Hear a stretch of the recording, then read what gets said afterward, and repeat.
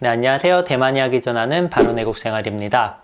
몇몇 대만 친구들이 저랑 조금 가까워진 이후에 하는 말이 나 처음에는 게이인 줄 알았어, 이런 말을 가끔 하는데요. 이런 오해는 제가 예전에 필리핀에 있을 때도 들었던 적이 있습니다. 저희가 한국이나 대만이나 어디에서 영어를 쓰는 백인들을 보면 미국인이 아니면 영국인이겠지 이렇게 의뢰 생각을 하지 어디 슬로베니아 사람이거나 슬로베키아 사람이거나 이런 생각은 잘 안 하잖아요. 아무래도 미국인, 영국인을 많이 봐서 그런 것 같은데요. 대만이나 필리핀이나 성소수자에 대해서 조금 더 개방적이기 때문에 저의 어떤 행동들을 봤을 때 얘도 혹시 게이인가 이런 생각을 했을 수도 있다고 생각을 해요. 여튼 대만 하면 동성혼 합법화, 성소수자 이야기도 빠지지 않는 주제 중에 하나인데요. 얼마 전에 한국 그것이 알고 싶다에서도 변희수 전 하사의 안타까운 이야기가 다뤄진 적이 있어서 오늘은 대만의 성소수자 이야기를 여러분께 조금 들려드리고자 합니다. 이 성소수자 문제는 조금 조심스러운 주제이기도 해서 웬만하면 인터뷰로 진행을 하려고 했는데 이게 너무 늦춰지는 것 같아서 오늘은 간단한 통계와 사회적 분위기 등을 여러분께 먼저 전달드리도록 하겠습니다. 2018년에 국민투표로 동성혼을 합법화할 것인지를 물어봤었는데요. 이때는 거의 7대3의 비율로 동성혼에 반대하는 입장이 더 많았습니다. 그럼에도 2019년 대만 정부는 법을 개정했고 이때부터 대만에서 동성혼은 합법화가 됩니다. 대만에서의 동성 부부는 입양도 가능하고요. 법률적으로 차이가 전혀 없습니다. 동성결혼 통계를 살펴보면 2019년에는 약 3천여 명이 결혼을 했고요. 2020년에는 2,400여 명이 결혼을 했고 여여 커플이 남남 커플 보다 약 2배 정도 많은 걸 확인할 수 있습니다. 이혼 통계도 나와 있는데요. 2019년에는 약 100여 쌍이 이혼을 했고 2020년에는 370여 쌍이 이혼을 했습니다. 한국에서는 변희수 전 하사가 성전환 이후에 강제 전역을 당하는 일이 있었는데요. 대만에서는 사실 요것과는 조금 다르지만 대만은 군에 복무하면서도 동성결혼을 할 수가 있고 군대에서도 합동결혼식이라든가 이런 행사도 주최를 하고 있습니다. 보수적으로 알려져 있는 조직에서도 동성결혼과 관련한 문제가 크게 부각되진 않는 것 같습니다. 영상 이어가기 전에 오해가 있을까봐 미리 말씀드리면 이런 성소수자에 대한 처우가 어떤지와 사회가 얼마나 발전했느냐는 전혀 다른 문제라고 생각하고 있다는 점 먼저 말씀드리고 영상 진행하도록 하겠습니다. 그럼 대만엔 정말 성소수자가 더 많을까요? 성소수자가 몇 명 있다라고 하는 통계는 사실 만들어서는 안 된다고 생각을 하고 이게 있다고 해도 큰 의미는 없다고 생각을 합니다. 이 성소수자가 많고 안 많고의 문제는 제가 대만에 살면서 느낀 점 위주로 먼저 말씀을 드리겠습니다. 일단 길거리를 가든 어디를 가든 동성 커플은 쉽게 볼 수가 있는 것 같아요. 이렇게 스킨십을 하고 있는 장면도 볼 수가 있고 제가 다니는 직장에서도 성소수자분들을 여러 볼 수가 있거든요. 주말 공원 든지에서는 성소수자들끼리 이렇게 모여서 모임을 하기도 하고 시내 모처에선 커뮤니티를 하고 있는 곳들도 있고요. 시내 중심가에도 성소수자 이렇게 심벌을 찾아볼 수가 있어요. 현지 친구들도 저한테 한국에는 성소수자가 없냐라고 물어보면 저도 당연히 있다고 이야기를 하는데 대만 친구들이 하는 말은 대만이 다른 나라보다는 이게 조금 더 개방적이기 때문에 그분들도 이렇게 밖에 나와서 활동하는 경우가 더 많다고 합니다.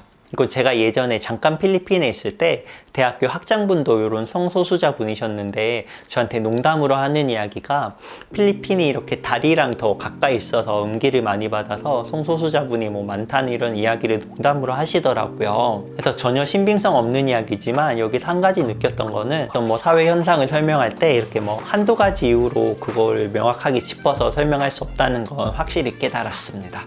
간혹 어떤 분들은 대만에서 타이완 프라이드라고 해서 성소수자 퍼레이드도 하지 않냐 이런 이야기를 하시는데요.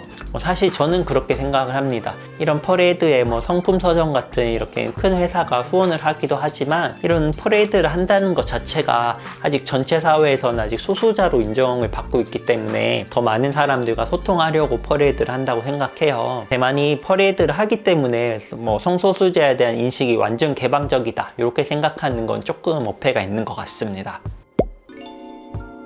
그럼 일반 대만 사람들은 이런 성소수자에 대해서 어떻게 생각을 할까요? 일단 사회생활이나 직장생활에서 성소수자이기 때문에 받는 차별은 거의 없다고 생각이 됩니다. 아까 제가 근무하고 있는 직장에서도 성소수자분들이 있다고 말씀을 드렸는데 제가 거의 5, 6년 동안 일하면서 이런 성소수자와 관련된 문제를 회사에서 들어본 적이 단 한 번도 없거든요. 그리고 이런 성소수자 단체가 발표한 통계이긴 하지만 대만 국민의 90% 이상이 동성결혼이 나의 개인 삶에는 전혀 영향을 미치지 않는다는 답변을 했다고 해요. 그래서 이런 걸 보면 적어도 이런 성소수자를 배척하는 분위기는 아니라는 걸 알 수가 있고요. 반면 이와 동시에 제 주변에도 여성과 여성이 결혼한 케이스가 있어요. 그분들 이야기를 들어보면 이렇게 결혼을 한다고 했을 때 그 부모님들이 정말 연을 끊었다고 해요. 두 분이 결혼식 하는데도 참석하지 않고 연락도 안 하고 지냈다고 하는데요. 그래서 다시 부모님과 연락하고 가족 행사에 참여하는 데는 정말 많은 시간이 걸렸다고 하는 걸 들어보면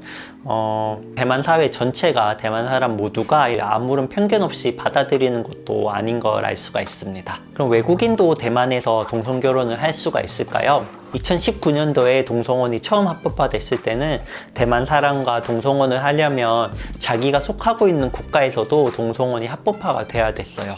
그런데 이 규정이 올해 3월부터는 변경돼서 대만 국적자와 동성결혼을 하는 데는 아무런 제한이 없어졌습니다. 이와는 별도로 타이페이 시청에서는 외국인끼리 타이페이 시청에 가서 혼인신고를 할 수 있는데요. 물론 이런 혼인신고는 법적 효력이 전혀 없고 그냥 기념품의 형태로 혼인신고서를 만들 수 있다고 합니다. 오늘 영상을 정리해보면 대만은 성소수자에 대한 사회적 제도나 분위기가 오픈되어 있는 건 사실인 것 같아요. 동시에 불과 3, 4년 전에 있었던 국민투표에서는 찬반 여론이 거의 3대 7 정도로 나왔고, 특정 종교나 일부에서는 이렇게 동성혼이나 성소수자를 반대하는 입장을 보이기도 하거든요. 그래서 저한테 대만은 성소수자에 대한 인식이 어떠냐고 물어보면 정말 말 그대로 성소수자라고 표현하면 될 것 같아요. 개방적이고 별다른 차별은 없지만 아직도 선입견을 갖고 있는 분들도 있다 정도로 말씀드릴 수 있을 것 같습니다. 조금 민감하고 조심스러울 수도 있는 성소수자 이야기를 주제로 다뤄봤는데요. 제가 정말 멀지 않은 기간에 성소수자 분들도 모시고 인터뷰해서